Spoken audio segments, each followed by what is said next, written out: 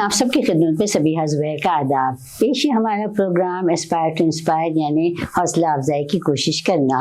اور اس پروگرام میں ہم آج آپ کی ملاقات اردو کی ایک ایسی ہمگیر شخصیت سے کروا رہے ہیں جن کا نام اہلیان اردو کے لیے کسی تعارف کا محتاج نہیں، جو نہ صرف ایک معروف شاعر ہیں بلکہ وہ بین الاقوامی شہرت یافتہ کہنا مشق بردبار اور پروکار ناظم مشاعرہ بھی ہیں، جنہوں نے اپنی برجستہ انداز اور سنجیدہ لب و لہجے سے مشاعرے کی روایت کو پروکار بنایا ہے، اور جن کی نظامت میں سامعین صرف بندھے ہوئے نہیں رہتے بلکہ وہ سامعین کو ادب، تہذیب اور شائستگی کا درس بھی دیتے ہیں. تو آئیے ملیے ہمارے آج کے معزز مہمان بین الاقوامی شہرت یافتہ ناظم مشاعرہ اور معروف شاعر جناب شفیق آبدی صاحب. جناب شفیق آبدی صاحب کا استقبال ہم اس خوبصورت سے شعر سے کرتے ہیں. اصل لبھانے کا پیارے تیری زبان میں ہے، اصل لبھانے کا پیارے تیری زبان میں ہے، کسی کی آنکھ میں جادو تیرے بیان میں ہے. جناب شفیق آبدی صاحب، آپ کا سالہ ڈیجیٹل کے تمام عہدیداران اراکین ناظرین کی جانب سے ہم آپ کا استقبال کرتے ہیں. بہت شکریہ، بہت شکریہ. تو شفیق صاحب، سب سے پہلے تو مجھے آپ کا بچپن، آپ کی ابتدائی زندگی، آپ کی تعلیم اور آپ کی فیملی کے بارے میں بتائیے. قبل اس کے کہ آپ کے کیے ہوئے سوال پر میں اپنی زبان کھولوں، جی، سالہ ڈیجیٹل کا شکر گزار ہوں اور آپ کا بھی شکر گزار ہوں کہ آپ لوگوں نے مجھے اس لائق سمجھا اور یہاں پر مدعو کیا. جی بہت شکریہ. جی ویسے میرا بچپن علی پور میں گزرا، جو یہاں سے بنگلور سے صرف 70 کلومیٹر دوری پر جو ہے واقع ہے. جی جی. ایک چھوٹا سا قصبہ ہے جہاں کی فی الوقت کی آبادی جو ہے 25,000 سے 30,000 کی آبادی. جی ہاں. اور میرا بچپن ماں کے آغوش میں بہت کچھ سیکھا ماشاءاللہ. جی. اور میرے دادا اس عہد کے یعنی برٹش کے دور کے جو ہے شیخدار تھے. جی جی ماشاءاللہ. اور جب ہندوستان آزاد ہو گیا تو 47 کے بعد وہ ریونیو انسپیکٹر کے طور پر جو ہے اپنی خدمات انجام دے رہے. جی جی ہاں ماشاءاللہ. جب میں نے آنکھیں کھولی اس وقت وہ وظیفہ یاب ہو چکے تھے. جی. اور ان کو کتابیں پڑھنے کا بہت شوق تھا. ماشاءاللہ. جی.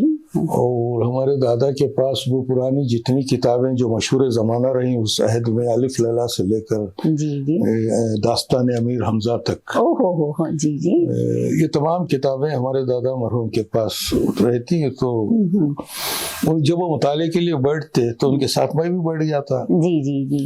تو ابتدائی دور جو ہے وہ دادا اور والدہ کی صحبت میں گزرا. جی. پھر اسکول کا زمانہ، 5ویں کلاس سے 7ویں کلاس تک government Urdu higher primary school میں نے تعلیم حاصل کی، جو علی پور میں آج بھی واقع ہے. جی جی ماشاءاللہ. اور آج بھی جو ہے وہاں پر بہت اچھی کثرت سے اردو پڑھتے ہیں لوگ، اس لیے کہ علی پور میں جو آبادی ہے جی اس کی بنیادی زبان جو ہے وہ اردو ہے. اردو ہے. جی جی ہاں. وہاں کے لوگ اکثر اردو زبان اور فارسی زبان بھی بہت سارے لوگ بول لیتے ہیں، اور ہماری والدہ بھی جو ہے فارسی بول لیا کرتی تھی. جی جی ہاں. تو یہ بچپن میرا ایسے گزرا. اس کے بعد 7ویں سے 10ویں کلاس تک سری سوامی سیوانندا سیواشرم ہائی اسکول، جو علی پور سے 6 کلومیٹر دور پر دوری پر جو ہے وہ ٹونڈے باوی میں واقع ہے، ریلوے اسٹیشن کے سامنے ہے، جو ہندو پور روڈ کے ہائی وے پر واقع ہے. تو اس اسکول میں جو ہے میں نے 7 سے 10 تک وہاں تعلیم حاصل کی. جی جی. اور یہاں صرف اردو میں تعلیم حاصل کی تھی 7ویں کلاس تک. وہاں پر انگریزی میڈیم لے لیا گیا، تو وہاں جو ہے فرسٹ لینگویج کے طور پر ہمیں اردو پڑھائی جاتی تھی. جی جی. پہلے وہاں ایک عمر حضرت کے نام سے، محمد عمر نام تھا ان کا، وہ ہمیں تعلیم دیا کرتے. اس کے بعد شاہ الحسن صاحب جو ہے میرے استاد، 5ویں کلاس سے 10ویں کلاس تک میرے اردو کے وہی استاد رہے. اور پھر وہاں سے فارغ ہونے کے بعد میں نیشنل کالج گوری بندور میں داخلہ لیا. اور 2nd ایئر PUC پڑھ رہا تھا کہ اس وقت ہمارے والد جو ہے بیمار ہو گئے، کینسر ہو گیا، اور بحسن اتفاق جو ہے ان کا انتقال بھی ہو گیا. تو میرا یعنی تعلیمی سلسلہ منقطع ہو گیا. چونکہ بچپن سے ہی اردو اور فارسی زبان फ्रांस से लगाव था। जी जी। तो उसी रो में हम जी हाँ, मैं ये वही पूछना चाह रही थी कि बचपन में आपका सबसे पसंदीदा मशगला क्या था? क्या बचपन ही से आपको, आपने जैसा कहा कि आपकी वालिदा और दादा की सोबत में आपको बहुत अच्छा सीखने का मौका मिला, तो क्या बचपन ही से आपको शेर व शायरी के बारे में वाकफियत थी? देखिए, असल में क्या है कि अलीपुर का जो माहौल है वो रसाई माहौल है। जी जी। जैसे मुहर्रम का चांद नजर आ गया, तो सलाम, नोहे, मर्सी, एक अलग ही माहौल हो जाता है। तो वहाँ सिर्फ शायरी ही शायरी चलती है। और फिर साल भर जो है अहले तशरीह के यहाँ 12 इमामों की मदह सराइयों की महफिलें सजती हैं और नातिया महफिलें सजती हैं। तो अक्सरियत जो है वो शायरी की तरफ माइल हो जाती है। तो मेरा बचपन भी उसी तरीके से जो है शायरी की तरफ माइल हो चुका था।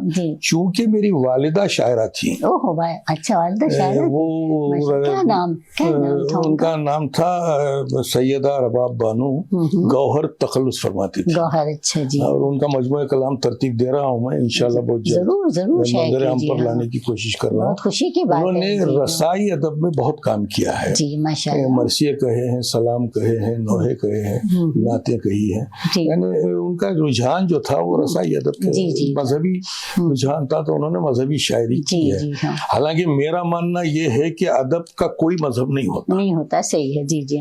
अदीब का होता है, शायर का होता है। शायरी का भी कोई मजहब? शायरी का मजहब नहीं है, लेकिन शायर का मजहब है, होता है। जी जी। अच्छा। अदीब अदब का मजहब नहीं है, मगर जो है वो अदीब का मजहब जरूर होता है। अगर वो नसर में तख्लीक हो या शायरी में उसने शेर कहे हो, कहीं ना कहीं आपको उसकी झलकियां जरूर नजर आती है। तो बुनियादी तौर पर जो इंसान सोचता है वही तो लिखता है। तो अच्छा शफीक साहब, मुझे ये बताइए कि आपके शेरी सफर का आगाज कब, कहाँ और कैसे हुआ? वैसे आपने लिखना शुरू किया, और जब लिखना शुरू किया तो आपने सबसे पहले क्या नात लिखी, हमद लिखी, क्या लिखा आपने? नहीं, बहुत इत्तेफाक जो है मैं पहले गजल लिखा। अच्छा। इसकी वजह ये थी कि कॉलेज के जमाने में मुझे जब शायरी का शौक आया, जी जी, तो आप तो जानती हैं कि कॉलेज की जिंदगी बड़ी गोल्डन लाइफ तो होती है। जी जी। जवानी के दिन होते हैं, उस वक्त गोल्डन लाइफ में अभी पहले पहल घर से कदम बाहर निकाली है, नजर मेरी पड़ी है अपने दिल को वो संभाली है। तो ये इस अंदाज के मैंने टूटे फूटे शेर कहने शुरू कर दिए थे। लेकिन मैं ये एतराफ करता हूँ कि उस वक्त मुझे ये नहीं मालूम था कि अदब क्या होता है, अरूस क्या होता है, ये तमाम बातें मुझे नहीं मालूम। बस मुताला किया था, और चूंकि जो है क्या कहते हैं शेर कहने की सलाहियत ऊपर वाले ने दी थी, तो टूटे फूटे शेर कह लिया करता था। लेकिन जब ईरान का इनकलाब आया, जी जी, इनकलाब का जो दौर चला, तो उस वक्त 77-78 के बाद जब मैं कॉलेज छोड़ चुका था, अच्छा, तो उस जमाने में जो है इनकलाब के दौरान हमने उस वक्त खुमैनी साहब ने एक ऐलान किया था, शायद आपको भी याद हो कि उन्होंने कहा था कि जब ईरान का इनकलाब आया तो उन्होंने एक खुतबे में ऐलान किया था कि कलमकार को अपने कलम को तलवार बनाना चाहिए। जी जी, हाँ। और जो इंसान जिस शोबे से ताल्लुक रखता है उस शोबे में मुतहर्रिक हो जाए तभी इनकलाब बर्पा हो सकता है। तो मैंने सोचा कि भाई अल्लाह ताला ने जब हमें कलम उठाने की ताकत दी है तो इसी क्यों ना इसे इस्तेमाल किया जाए। तलवार से ज्यादा ही तो उस जमाने में मैंने जो है वो, मैं तो एहसानमंद रहूंगा उस इनकलाब का कि उन्होंने हमें शऊर अता किया, बेदारी अता की। तो वहीं से जो है मेरी शायरी का आगाज हुआ। तो सबसे पहले जैसा मैंने पूछा कि आपने कहा कि सबसे पहले आपने गजल कही, और उसके बाद कुछ इनकलाबी शेर कहे, उसके बाद में फिर नाते कहीं, और हफ्ते वहदत मनाया गया। जी जी। जैसे ही 1980 में इनकलाब कामयाब हो गया, जी जी, तो शहर शहर गांव गांव ये ऐलान कर दिया गया कि 12 रबीउल अव्वल से 17 रबीउल अव्वल तक, अच्छा, 7 दिन, एक हफ्ता जो है रसूलुल्लाह सल्लल्लाहु अलैहि वसल्लम के नाम जो है हफ्ते वहदत बनाया जाए। अच्छा। तो तमाम मकातिब फिक्र के शोरा को एकजा करके हफ्ते वहदत बनाया गया। मैसूर में, अलीपुर में, बेंगलोर में, शहर शहर घूमे हम लोग। तो उस जमाने में जो है नाते कहने का मौका मिला, और ہماری شاعری کا آغاز وہاں سے. تو یہ حمد نعت اور غزلیں وغیرہ جو کہیں آپ نے اب تک کے جو اس کو اب تک کے شائع کرنے کا موقع نہیں ملا؟ میں نے مرتب کر دیا ہے. جی جی. کم سے کم 100 سے زیادہ میرے پاس نعتیں ہیں ماشاءاللہ. جی جی ہاں. اور اس کے ساتھ ساتھ جو ہے منقبت اور سلام نوحے تو ہماری بنیادی وجہ ہے، وہ بہت ساری ہے. لیکن غزل کا بھی جو ہے پورا مجموعہ ترتیب دے دیا ہے میں نے، پیاسا سمندر کے نام سے. پیاسا سمندر وہ ترتیب دے دیا. اور جو مذہبی شاعری ہے یعنی رسائی ادب، جو نعتیں منقبت یہ ہیں، اس کے لیے میں نے جو ہے شمع ولایت کا نام دیا ہے. تو شفیق صاحب میں سننا چاہوں گی آپ کی نعت کے چند اشعار جو آپ کو یاد ہوں. جی جی ہمارے ناظرین کو بھی سنائیں. ہاں ضرور ضرور. نہ پھول ہوتے جی، نہ کانٹے نہ گلستاں ہوتا. جی ماشاءاللہ. جی. نہ پھول ہوتے نہ کانٹے نہ گلستاں ہوتا، بہار ہوتی نہ اندیشہ خزاں ہوتا. واہ واہ، بہت خوب. نہ پھول ہوتے نہ کانٹے نہ گلستاں ہوتا، بہار ہوتی نہ اندیشہ خزاں ہوتا. اگر نہ ہوتا محمد کا نور دنیا میں. ماشاءاللہ بہت خوب. اگر نہ ہوتا محمد کا نور دنیا میں، نہ چاند تارے نہ سورج نہ آسماں ہوتا. واہ واہ، بہت خوب. نہ چاند تارے نہ سورج نہ آسماں ہوتا. تو اس طریقے اس انداز سے ہم نے نعتیں کہی ہیں. جی جی. تو یہ شفیق صاحب یہ بتائیں کہ زندگی کے نشیب و فراز سے آپ بہت زیادہ گزرے ہوں گے. جی ہاں، بہت ساری مشکلات کا بھی آپ نے سامنا کیا ہوگا آپ کے والد صاحب کے انتقال کے بعد، مالی مشکلات کا. تو ان تمام نشیب و فراز نے آپ کی شاعری کو کس حد تک متاثر کیا؟ دیکھیے میرا ماننا یہ ہے، بہت اچھا سوال آپ نے کیا ہے محترمہ نے، کہ میرا ماننا یہ ہے کہ شاعر اگر حقیقی شاعر ہے تو اس پر کوئی قسم کا اثر ہونے والا نہیں. جی جی.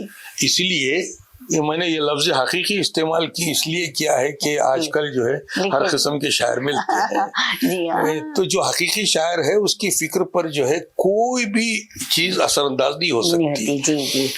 اور بلکہ میں یہ بھی کہوں تو غلط نہیں کہ اگر تکلیف آئی ہے زندگی میں یا نشیب سے گزرنا پڑ رہا ہے، زندگی سے ٹکرانا پڑ رہا ہے، تو میں سمجھتا ہوں کہ اس وقت شاعری اور نکھر جاتی ہے، اور زیادہ نکھر جاتی ہے. اس لیے کہ دل سے بات نکلتی ہے. جی جی ہاں. اس میں مصنوعیت نہیں ہوتی، دکھاوا نہیں ہوتا، اور لوگوں کے سامنے جو ہے دکھانے کی کوشش نہیں کرتا. جو بات علامہ اقبال نے صحیح کہا ہے کہ دل سے جو بات نکلتی ہے اثر رکھتی ہے. تو میرا ماننا تو اتنا ہی ہے، میرا تو ماننا اتنا ہی ہے کہ نشیب و فراز کا اثر ایک سخنور کے ذہن پر تو کر نہیں سکتا، جس کے اللہ تعالیٰ نے جسے سخنوری عطا کی. جی جی ہاں.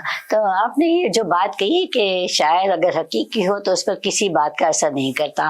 اب میں یہ آپ سے پوچھنا چاہوں گی، گزشتہ 3-4 روز سے جو ہے بنگلور کا موسم بہت ہی خراب ہے، یعنی بہت زیادہ سردی آ گئی موسم میں. تو میں نے ایک بہت ہی خوبصورت سی بات پڑھی، شعر پڑھا کہ جیسا موڈ ہو ویسا منظر ہوتا ہے.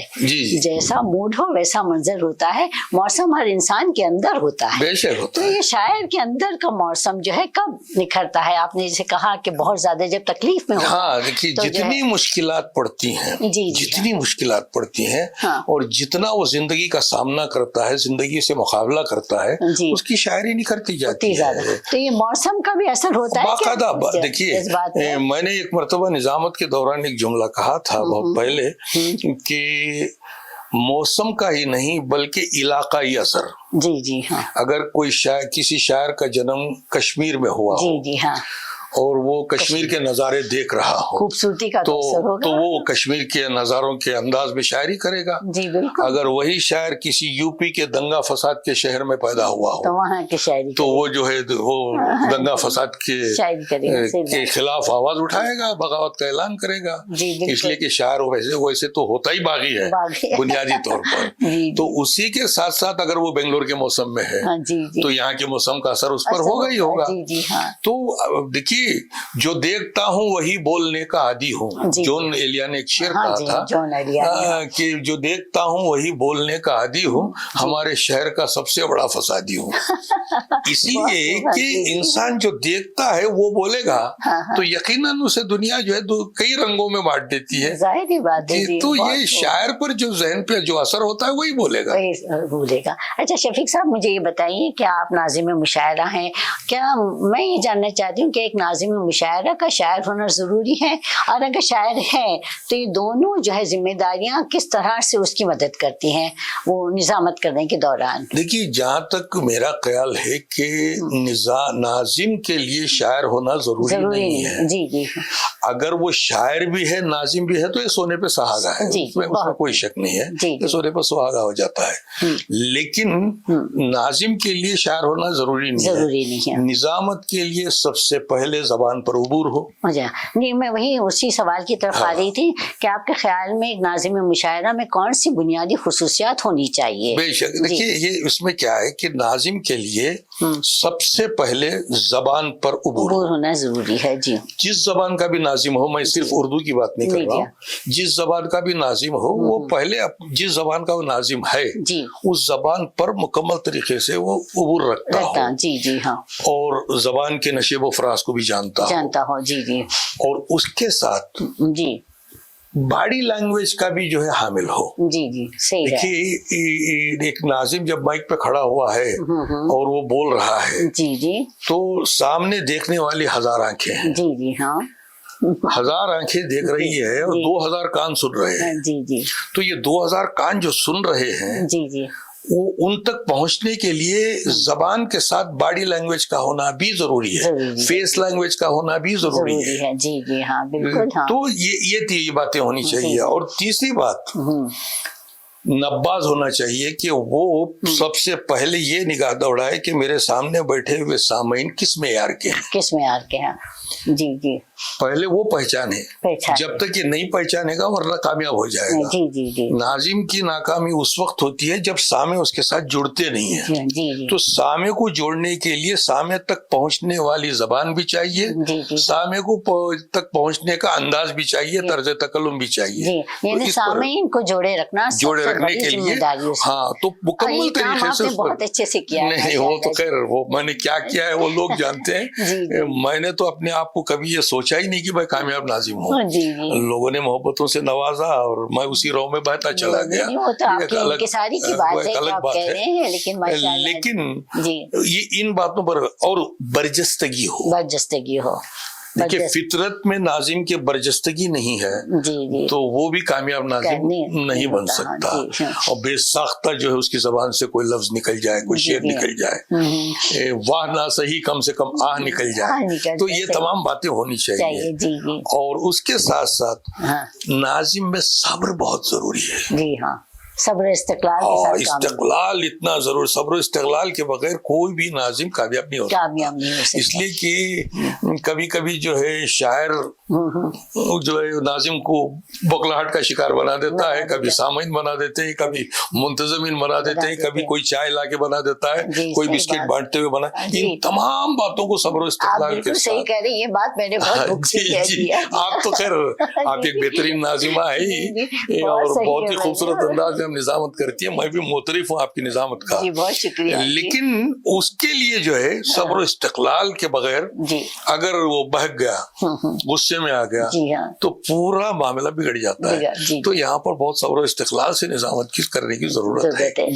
اور اس کا بولنے کا انداز, لہجہ, اسلوب, یہ تمام باتوں پر اس کی نگاہ ہونی چاہیے. تو اچھا شفیق صاحب, مجھے یہ بتائیں کہ آپ نے ہندوستان میں اور پھر بھی ہندوستان کے باہر بھی کئی ملکوں میں جو ہے مشاعروں کی نظامت کی ہے, تو آپ یہ دونوں جگہ جب آپ نے نظامت کی تو آپ کیا ان فرق محسوس کرتے ہیں, خاص طور پہ روایت کا؟ دیکھیے, میں یہاں ایک بات بتا دیتا ہوں کہ مشاعرے اب 3 قسم کے ہو گئے. جی جی ہاں. آپ تعجب کریں گے یہ کیا بات ہوئی. جیسے شاعر بھی 3 قسم کے ہو گئے ہیں. اچھا, کون سی قسم ہے مجھے بتا دیجیے مجھے. ایک شاعر وہ ہوتا ہے جو صرف اپنے تسکین ذوق کے لیے شعر کہتا ہے, اسے دنیا سے کچھ لینا دینا نہیں ہے. اچھا اچھا. ایک شاعر وہ ہوتا ہے جو مشاعروں میں پیدا ہوتا ہے, مشاعروں میں مر جاتا ہے.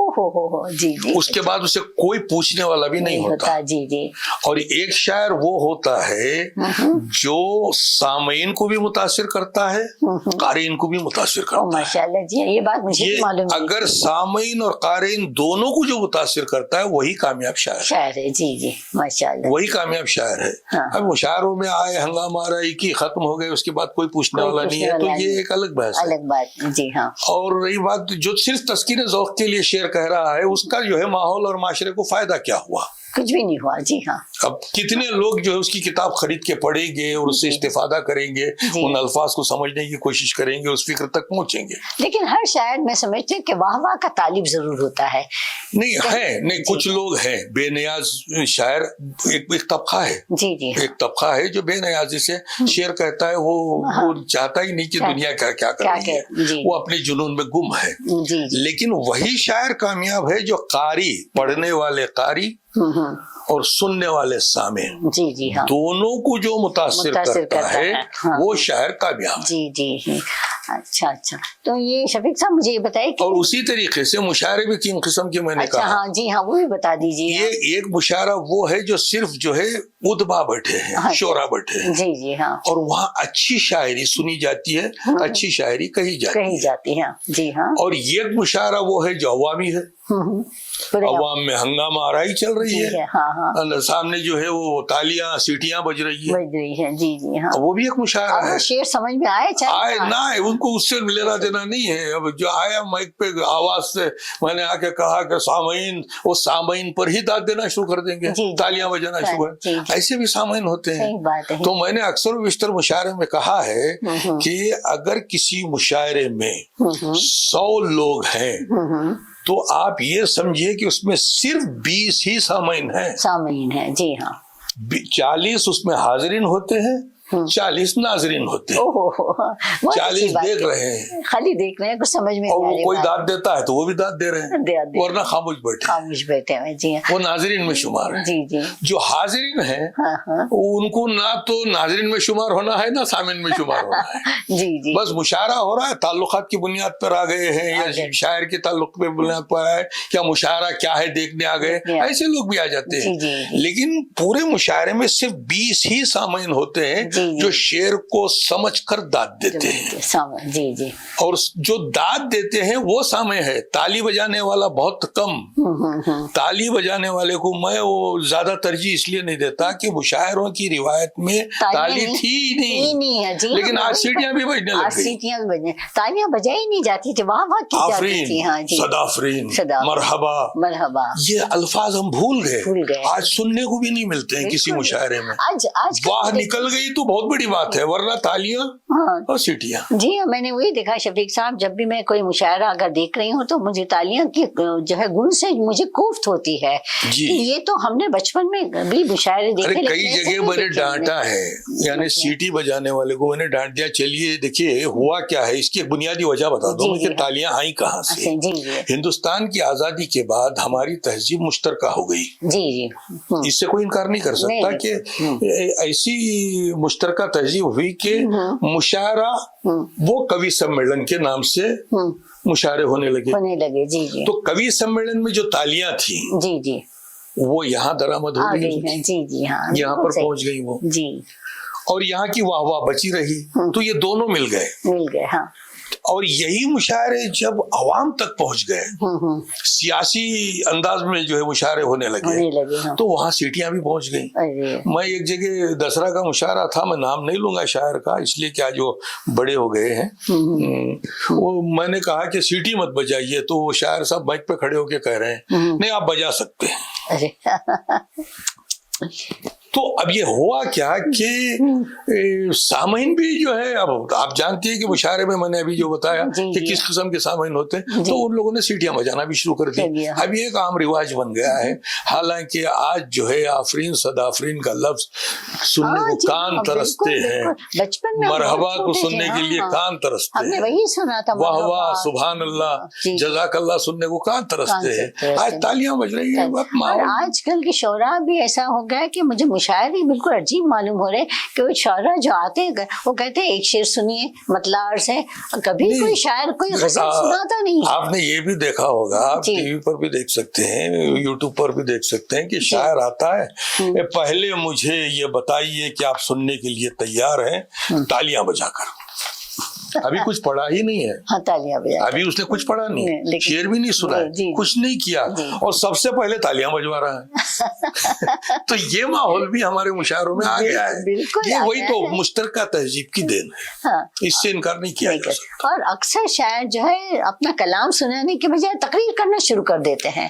یہ بھی میں نے اسے مرحوم محترم مظفر حنفی صاحب کا ایک جملہ ہے جو مجھے یاد ہے. انہوں نے بڑا پیارا جملہ کہا تھا کہ جو شاعر شعر کا مفہوم سمجھا کر شعر سناتا ہے وہ شعر کی روح نکال دیتا ہے.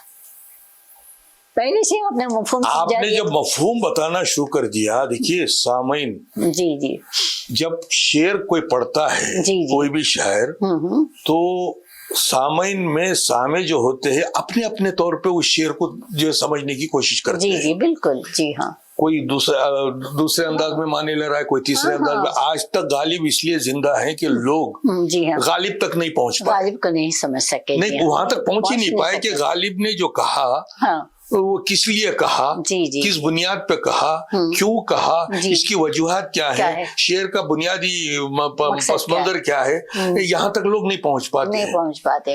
تو یہ تجسس جو ہے شعر کو سمجھانے میں ختم ہو جاتا ہے، روح نکل جاتی ہے. اور یہی ہو رہا ہے، وہ دیکھ کے ہم بھی خاموش ہیں اور مسکرا کر ہم بھی یہ نظارہ دیکھ رہے ہیں، اور کریں گے کیا. وہی آج کے ماحول میں آپ کے خیال میں مشاعروں کی روایت کو زندہ رکھا جا سکتا ہے؟ مشاعروں کے ماحول کو زندہ رکھنا چاہیے. اچھا. اس لیے کہ دیکھیے کسی مفکر کا قول ہے کہ ادب اخلاق کا زیور ہے. جی بالکل. اور اچھی شاعری روحانی انقلاب برپا کرتی ہے. جی بالکل. اندر جو ہے انسان کی جو روحانی طور پر اس میں ایک فکر پیدا کرتی ہے، ایک انقلاب بیداری پیدا کرتی ہے. ہونا چاہیے، لیکن اس میں جو باتیں یعنی غلط چیزیں رائج ہو گئی ہیں اسے ختم کرنے کی کوشش کرنی چاہیے. نہیں، میں سمجھتی ہوں شفیق صاحب سوشل میڈیا نے بھی ہمارے مشاعروں کی روایت کو بہت زیادہ بگاڑ دیا ہے. تو آپ کیا سمجھتے ہیں کہ سوشل میڈیا کے رہتے ہوئے مشاعروں کی روایت کو زندہ رکھا جا سکتا ہے؟ دیکھیے سوشل میڈیا میں نے نقصان بھی پہنچایا ہے، فائدہ بھی پہنچایا ہے. اس سے کوئی انکار کر نہیں سکتے. میں اس لیے یہ فائدے کی بات کر رہا ہوں کہ جس زمانے میں کووڈ-19 ہوا، ہنگامہ چلا، تو اس زمانے میں آن لائن مشاعروں کا آغاز ہوا. آن لائن مشاعروں نے کئی دبے ہوئے شاعروں کو باہر نکال کے لوگوں میں متعارف کرایا کہ یہ بھی بہت اچھے شاعر ہیں. یہ آن لائن مشاعروں کے ذریعے سے کئی ایسے شاعر آئے. میں یہاں ایک جملہ استعمال کروں گا، مجھے کسی سے خوف نہیں ہے، جو مشاعرہ مافیا تھا، مشاعرہ مافیا تھا کہ یہ شاعر ہوں گے تو ہی مشاعرہ ہوگا. یہ ڈامنیشن ختم ہو گیا یہ سوشل میڈیا کے بعد. آج اگر کسی کے سامنے کسی شاعر کا نام پیش کیا جائے تو آپ 2 منٹ میں جو ہے یوں ڈال کے یوٹیوب میں نکال کے دیکھ سکتی ہیں کہ کیسے پڑھتا ہے، اس کی فکر کیا ہے، اس کا انداز کیا ہے، اس کا طرز تکلم کیا ہے، اس کی فکر کی گہرائی کتنی ہے، اس کی شاعری کس معیار کی ہے، اور اس کی پیشکش کس انداز کی ہے. جی بالکل. آج جو ہے یہ آسانی ہو گئی، آج یہ جو مافیا تھا وہ ختم ہو گیا. یہ ایک فائدہ یہ ہوا. جو نقصان ہوا ہے وہ یہ کہ میرے طرف سے کچھ بھی کہہ لیا، غالب کے نام منسوب کر دیا، میرے طرف سے کچھ کہہ لیا، اقبال کے نام سے منسوب ٹائپ کرے اور ڈال دیے. وہ تو بہت غلط ہو رہا ہے. اور اتنا آج صبح میں دیکھ رہا تھا، آج صبح جیسے ہی آنکھ کھلی میں نے دیکھا کہ کوئی میسج نہ آیا، اور جیسے میں نے فیس بک کھولا تو اس میں علامہ اقبال کا ایک شعر، غالب کا ایک شعر، دونوں اقبال کے، نہ وہ اقبال کا ہے نہ غالب کا ہے. بالکل. بہت کوفت ہوتی ہے سر. تو اتنی کوفت ہوتی ہے کہ یہ کیا ہو رہا ہے، تو اس سے نقصان بھی پہنچ رہا ہے، ایسا نہیں کہ نہیں پہنچ رہا. اور دوسرا نقصان یہ پہنچ رہا ہے کہ یوٹیوبرس نے جو ہے جن شاعروں کو اٹھانا ہے ان کو اٹھانے کی کوشش کی ہے. جی جی بالکل. ہاں یہ بھی غلط رویہ ہے. یہ بھی غلط رویہ ہے. لیکن بزنس ہے. بزنس ہے. آپ نے بہت اچھی ٹرم بتائی مجھے کہ مشاعروں کا مافیا. جی ہاں. تو یہ مافیا جو تھا وہ ختم ہوا. یہ کووڈ-19 کے بعد جب آن لائن مشاعرے شروع ہوئے اس میں کتنی شاعرات. دیکھیے آج میں سمجھتا ہوں کہ اچھے شاعرات, اچھی کویتریاں اور اچھے شاعر اتنے میدان میں آ گئے ہیں کہ مجھے تو لگتا ہے کہ مستقبل میں مشاعروں میں اب زوال نہیں آئے گا. یہ زندہ رہیں گے. لیکن اس میں کچھ تبدیلی کی ضرورت ہے.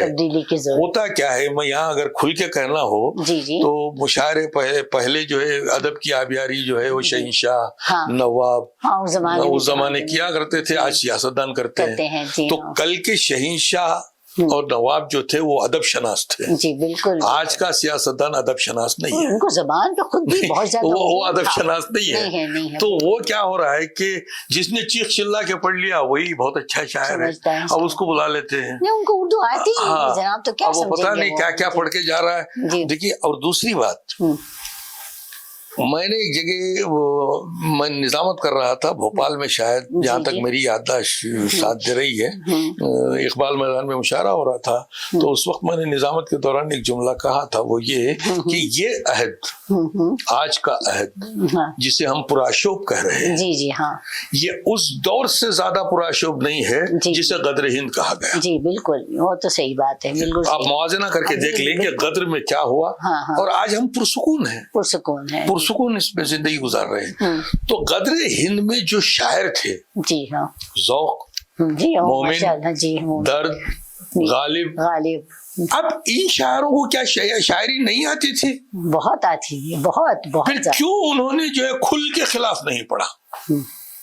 ایک سوال ہے نا ہمارے سامنے. جیسا کہ آج کا شاعر جو ہے نام لے کر حکومتوں کے خلاف پڑھنے کی جو کوشش کرتا ہے, اردو زبان کا ایک پیرایا ہے. جی کیا وہ نمرود کی خدائی تھی, بندگی میں میرا بھلا نہ ہوا. بندگی, جی بالکل. ایک پیرایا ہے نا, زبان کا ایک پیرایا ہے, تہذیب ہے. اگر آپ شکوہ بھی کر رہے ہیں, شکایت بھی کر رہے ہیں, تو اس پیرائے میں کیجئے کہ سننے والا متاثر ہو اور اس پر تحقیق کرے کہ شاعر کس طرف کہہ رہا ہے. وہ شائستگی ہونی چاہیے اتنی زیادہ. تو وہ شائستگی ختم ہو گئی. جی ہاں. تو اسے واپس لانے کی ضرورت ہے. اب وہ واپس لانے کے لیے اساتذہ جو شعر و سخن میں اپنا مقام رکھتے ہیں وہ لا سکتے ہیں, لیکن ان کو موقع ملتا نہیں ہے. جی ہاں, ان کی کوئی سنتا ہی نہیں. میں نے مافیا کہا نا. جی ہاں. تو یہ ان کو موقع ہی نہیں ملتا. جی ہاں. اور کئی ایسی شاعرات جن سے میری ملاقاتیں ہوئی ہیں, اتنی گہری فکر کی مالک ہیں, انہیں کوئی مشاعرے میں بلاتا نہیں ہے. اور اتنے بہترین شاعر ہیں جن کی فکر پر رشک آتا ہے. کبھی کبھی ایک آدھ مشاعرے میں وہ آ جاتے ہیں تو لوگ انہیں اٹھا لیتے ہیں, لیکن وہ وہیں پہ ختم ہو جاتے ہیں. تو ایسے شاعروں کو باہر نکالنا چاہیے. میں تو مشاعرہ کرانے والے منتظمین سے ایک اپیل کروں گا, وہ یہ کہ ان شاعروں کا انتخاب کرے جن کے پاس شاعری ہے, مشاعری نہیں ہے.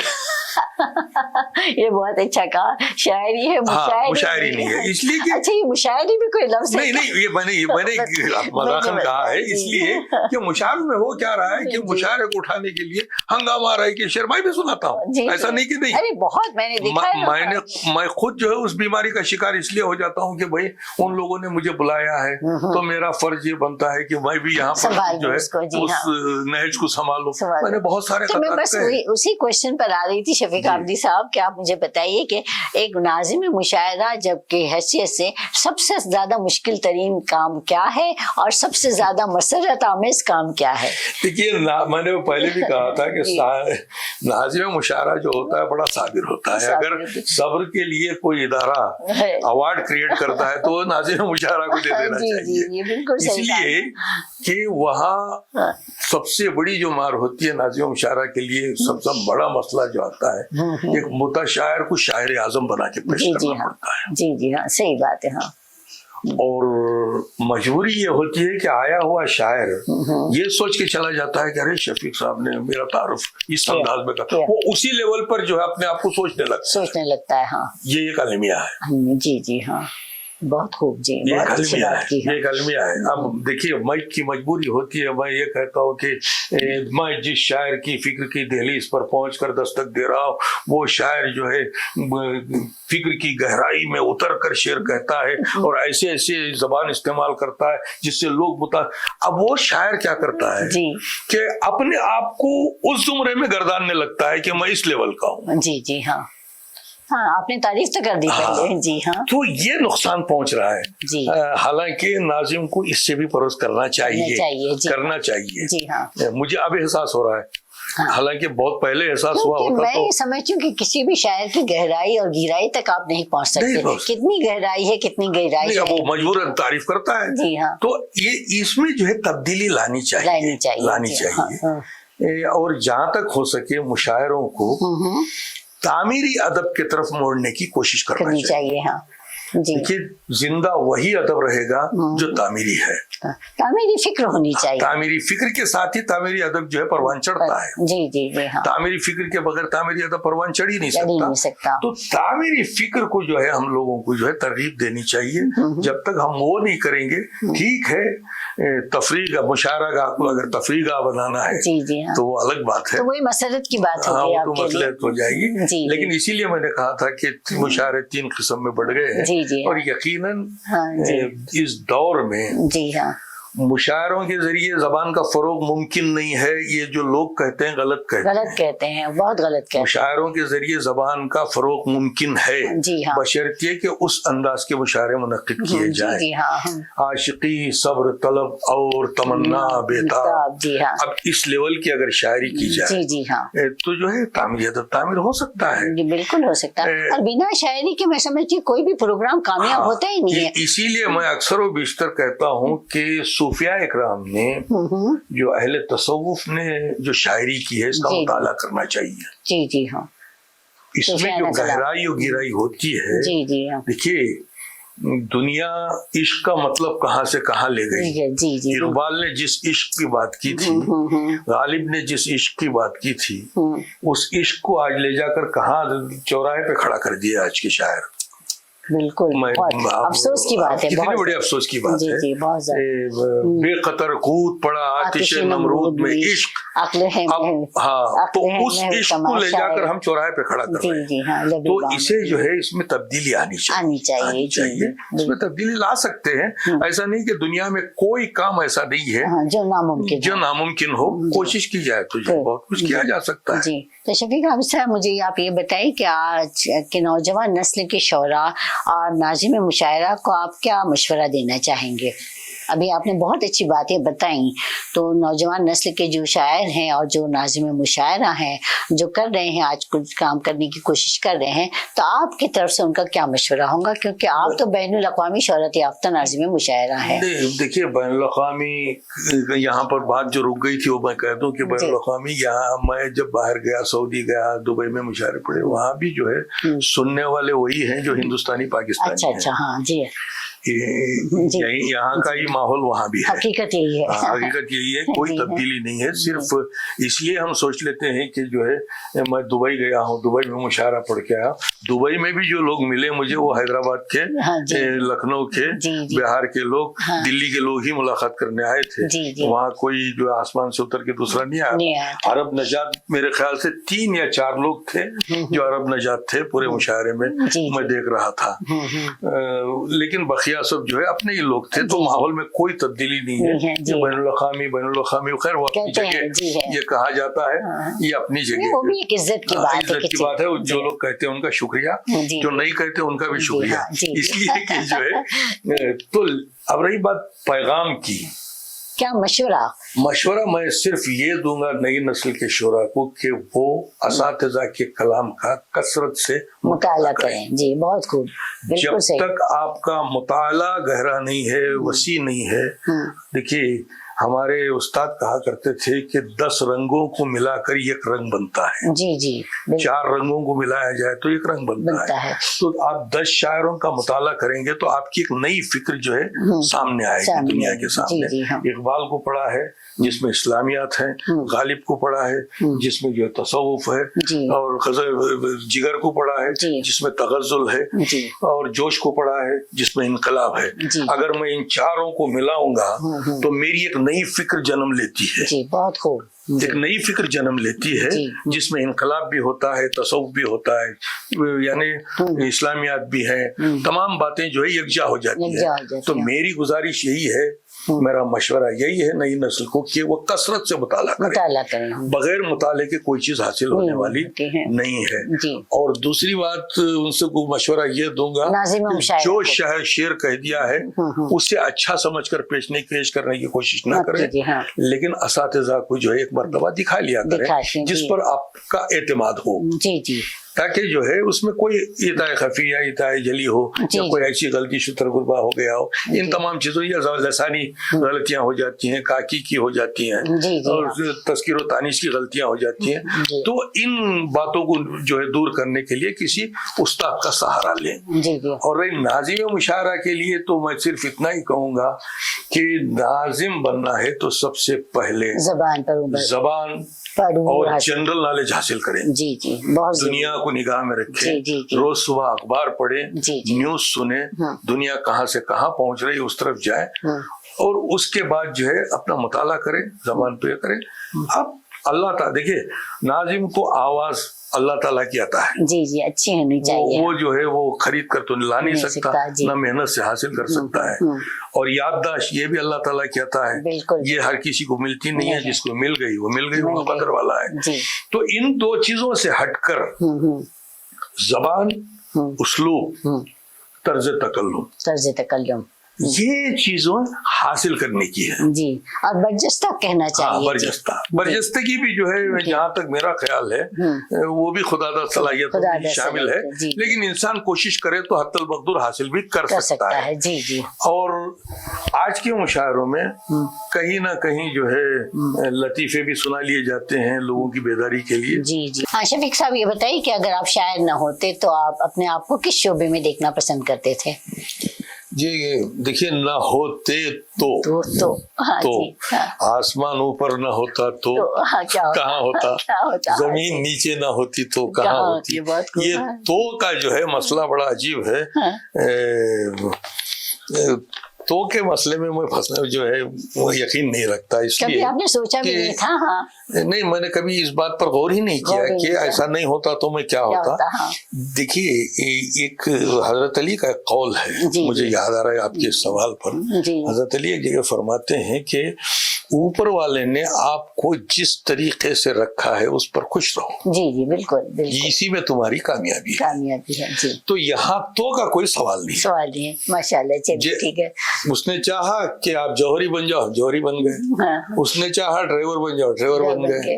اس نے چاہا ناظم بن جاؤ, ناظم بن گئے. تو میں اس پر یقین رکھتا ہوں. ماشاءاللہ جی, بہت خوب. میں تو صرف اس پر یقین رکھتا ہوں, اس لیے کہ میں ایتھسٹ نہیں ہوں. جی بالکل ٹھیک کہا آپ نے. اچھا یہ بتائیے کہ ایک بہت ہی پرسنل سا سوال ہے کہ تنہائی کے لمحات میں جس طرح کے شاعر ہوتے ہیں, جیسا میں نے سنا ہے اور دیکھا ہے, تو آپ بھی ایک شاعر ہیں اور ناظم بھی شاعر ہیں, تو تنہائی کے لمحات میں آپ کو کس چیز سے زیادہ سکون ملتا ہے؟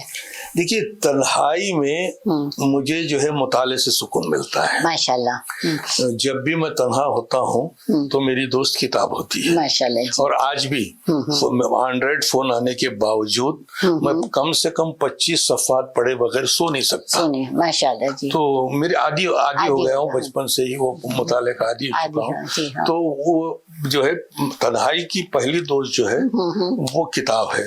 جی. اگر کتاب میں اکتاہٹ محسوس ہو تو تصورات ہیں. جی ہاں. تصورات سے بہتر دوست کوئی نہیں ہو سکتا. لکھتے ہیں اسی وقت کہتے ہیں. ہاں, آرام سے جو ہے جو آ گیا ذہن میں تو میں اس پہ, اگر نثر میں آ رہا ہے تو نثر میں لکھ لیتا ہوں, اگر نظم میں آ رہا ہے تو نظم میں لکھ لیتا ہوں. ذہن میں آ جاتا ہے. وہ اب چونکہ میں غالب نہیں ہوں, شفیق خارجی ہوں. غالب تھے, اس لیے غالب جو ہے سب پر غالب ہے کہ وہ غالب تھے. دیکھیے, میرا یقین ہے کہ جب انسان نے جس چیز کو محسوس کیا ہے جی صرف محسوس کیا ہے تو اوپر والے نے اسے پیدا کیا. میں نے صرف محسوس کیا, ابھی مانگا ہی نہیں. مانگنے سے پہلے ہی اس نے اسے نازل کر دیا ہے. یہ اتنا تو یقین ہے, ورنہ دنیا کا دار و مدار اتنی آسانی سے چلتا نہیں ہے جیسے دنیا چل رہی ہے.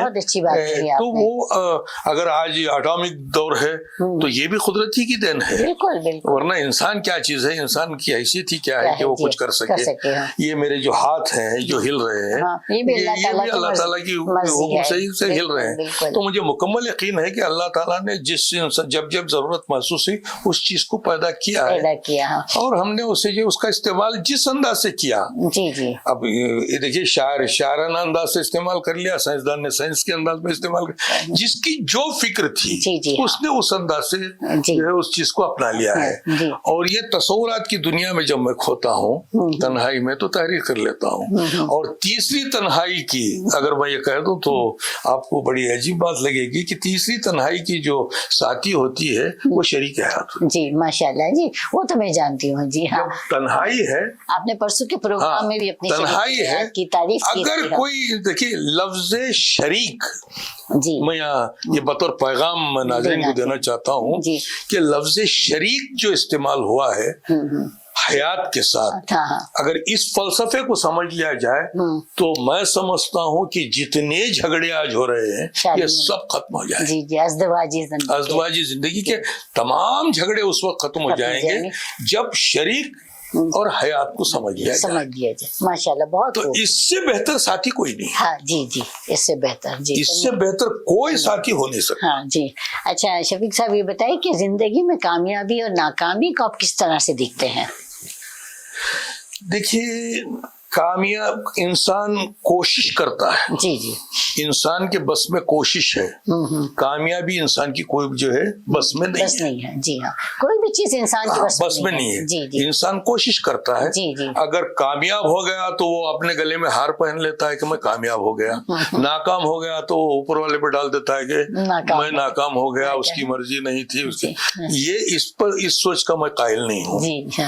انسان جد و جہد کرتا رہے, کامیابی خود بخود اس کے قدموں کو چومے گی. دیر سہی درست آپ کے ساتھ وہ نتائج سامنے آئیں گے. بس کوشش کرنی چاہیے انسان کو, بغیر جد و جہد کے. میں یہ سوچ کے سو گیا ہوں کہ جو ہے اللہ تعالیٰ مجھے دینا, واللہ خیر الرازقین, اللہ نے کہا ہے کہ میں رزق دینے والا ہوں.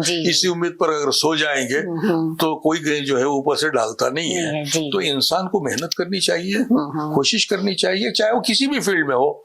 اسے جو ہے کامیابی ضرور ملے گی, آج نہیں تو کل ملے گی. لیکن نااہل اور کاہل انسان کو نہ کل کامیابی ملی تھی, نہ کل ملنے والی ہے, نہ آج ملنے والی ہے. شفیق صاحب آخری سوال میں آپ سے پوچھنا چاہوں گی, کیا آپ اپنے مداحوں کو جو کئی برسوں سے آپ کے ساتھ جڑے ہوئے ہیں کیا کہنا چاہیں گے, کیا پیغام دینا چاہیں گے؟ میں تو اپنے مقدر پہ ناز کرتا ہوں کہ اوپر والے نے مجھے جو ہے ایسا مقدر عطا کیا کہ آج میرے ہزاروں چاہنے والے ہیں ماشاءاللہ. جی اور جہاں تک میرا احساس یہ کہتا ہے کہ میرا کوئی دشمن نہیں ہے. جی ہاں, اگر میں کسی کا دشمن ہوتا تو شاید میرے کوئی دشمن ہوتا. صحیح بات ہے. میں اپنے آئینے میں اپنے آپ کو دیکھتا ہوں. لیکن ایسا بھی ہوتا ہے شفیق صاحب کہ آپ کسی کے دشمن نہ ہو لیکن اس کے باوجود بھی آپ کے ہزاروں حاسد ہوتے ہیں. نہیں ہاں دیکھیے حاسد وہ ہے, میں کیوں بنوں. اگر کوئی حاسد مجھ سے حسد کر رہا ہے تو نقصان اس کا ہے, اس میں میرا کوئی نقصان نہیں ہے. اور جتنے حاسد بڑھتے ہیں اتنی کامیابی ملتی ہے. یہ بھی بات صحیح ہے. جتنے دشمن بڑھتے ہیں اتنی کامیابی ملتی ہے. تو یہاں پر ہمیں یہ نہیں سوچنا چاہیے کہ میں جانتا ہوں کہ یہ کیا ہے, اس کے باوجود میں اسے مسکرا کے ملتا ہوں, اس لیے کہ آج نہیں تو کل وہ میرا ہو جائے گا. اسی لیے یہاں پر پھر مجھے ایک قول یاد آتا ہے حضرت علی کا, اس لیے بار بار دیکھیے مطالعہ ہی بہت کچھ دیتا ہے. کسی کو اتنا دوست مت بناؤ. بڑی عجیب بات کہہ رہے ہیں کہ کسی کو اتنا دوست مت بناؤ کہ وہ تمہارے راز جان جائے اور کل دشمن ہو کر اسے راز فاش کر دے. बड़ा होना, आपस में मिलत ज्यादा, मुबादा और किसी को इतना दुश्मन भी ना बनाओ जी हाँ, कि कल वो तुम्हारा दोस्त हो जाए और तुम्हें पछताने का मौका मिले। सही, बिल्कुल सही बात की। तो इसलिए जो है हमें एतदाल के साथ जिंदगी गुजारनी है। मैं तो दुनिया को यही पैगाम देता हूँ जी कि एतदाल के साथ जिंदगी गुजारने वाला हर मोड़ पर कामयाब ही कामयाब है। तो शफीक साहब, आपने इतनी खूबसूरत बातें बताई, मैं इसलिए यहाँ पर ये कहूंगी कि अगर आपको अपनी जिंदगी पर कोई किताब लिखने का मौका मिला तो आप उसका क्या उन्वान देना पसंद करेंगे? मौका मिला नहीं, मैंने किताब लिखी है। अच्छा, लिखी है? क्या हुआ? मैंने पूरी मेरी अदबी जिंदगी के आगाज से लेकर आज तक की तमाम वाकयात, जिसमें नुक्ताचीनियां भी मैंने लिखी हैं, कुछ मुमकिन है कि वो इस किताब के शाया होने के बाद कुछ लोगों को नागवार भी गुजरे। अच्छा, उसको उन्वान क्या रखा है? कुछ ऐसे भी, सफर दर सफर हो जी। इसलिए सफर दर सफर रखा है कि जिंदगी खुद एक सफर है। जी हाँ, तो उसमें भी एक सफर जो चल रहा है। हाँ, जी हाँ। तो ये सफर दर सफर मैंने उसे उन्वान दिया है और मैं बहुत जल्द इसे मंजर आम पर लाने की कोशिश कर रहा हूँ। जी, जब भी आप मंजर आम पर लाएं मुझे जरूर। अरे जरूर वो तो जब सूरज निकलेगा तो रोशनी हर तरफ फैलेगी। जी जरूर, इंशाल्लाह। तो शफीक आबदी साहब, आपका बहुत बहुत शुक्रिया। आपने हमारे नाज़रीन को आज इतनी कारआमद और मुफीद बातें बताई। बिलखुसूस मुझे आपकी बातों से मुझे खुद जो है बहुत ज्यादा सीखने का मौका मिला। बहुत शुक्रिया। बहुत शुक्रिया। नहीं, मैं आपकी तो बहुत कदर करता हूँ, इसलिए कि आप इस वक्त की, मैं जब पहली बार आपको देखा वो दिन से लेकर आज तक मेरे ख्याल से 35 साल से ज्यादा अरसा हो गया होगा, लेकिन आपकी जो जबान में जाज़बियत है और पुरकशिश अंदाज है वो बहुत कम नाज़िमाओं में मिलता है। ये मैंने इसका तज़किरा कई जगहों पे किया भी है। यकीनन ये आज मेरी खुशबख्ती है कि मैं साला डिजिटल का शुक्रगुजार हूँ कि एक ऐसी मोहतरमा के साथ मुझे गुफ्तगू करने का मौका मिला जो बजाते खुद भी नाज़िमा है और बहुत अच्छी ज़बान पर रखती है। आपने बहुत कारआमद और बहुत मुफीद बातें हमारे नाज़रीन को बताई। बहुत बहुत शुक्रिया। मैं आपके वक्त के लिए, कीमती वक्त के लिए आपकी बहुत ही ज्यादा मशकूर और ममनून हूँ शफीक आबदी साहब। नाज़रीन, आपने देखा, आपने सुना, ये थे हमारे आज के मोअज़्ज़िज़ मेहमान, बैनुल अक़वामी शोहरत याफ्ता नाज़िम मुशायरा और शायर जनाब शफीक आबदी साहब। जनाब शफीक आबदी ने कामयाबी के बारे में एक बहुत ही अच्छी बात की, जिस पर मैं कहना चाहती हूँ, कुछ करो लेके नाम खुदा, कुछ करो लेके नाम खुदा, कुछ ना करना बड़ी खराबी है। कामयाबी कोई और चीज़ नहीं, काम करना ही कामयाबी है। जनाब शफीक आबदी साहब के लिए ज़िंदगी आसान नहीं थी, बहुत ही पुरखार थी, राह दुश्वार गुजार थी, लेकिन उसके बावजूद आपने अज़्म इस्तिक़लाल का दामन हाथ से नहीं छोड़ा और निहायत ही मेहनत और लगन के साथ अपनी बेतरतीब ज़िंदगी को शायराना तरतीब अता की। नतीजा आज सबके सामने है कि आज आप बहुत ही मकबूल तरीन नाज़िम मुशायरा है। हमारी नेक ख्वाहिशात आपके साथ है। अल्लाह ताला आपको सेहत और तंदुरुस्ती के साथ उम्र दराज अता फरमाए और आप इसी तरह से मुशायरों की निज़ामत करते रहें और उर्दू की खिदमत अंजाम देते रहें। नाज़रीन, ज़िंदगी कितनी ही मुश्किल क्यों ना हो, लेकिन जज्बे अगर सादिक हैं तो अज़्म अगर रासिख हैं तो राह के कांटे भी फूल बन जाते हैं। आइंदा हम फिर मिलेंगे चंद और नई बातों और नई शख्सियतों के साथ। तब तक के लिए सबिहा ज़ुबैर को इजाज़त दीजिए। खुश रहिए और अपनी ज़ात से दूसरों को खुश रखने की कोशिश कीजिए। बहुत बहुत शुक्रिया।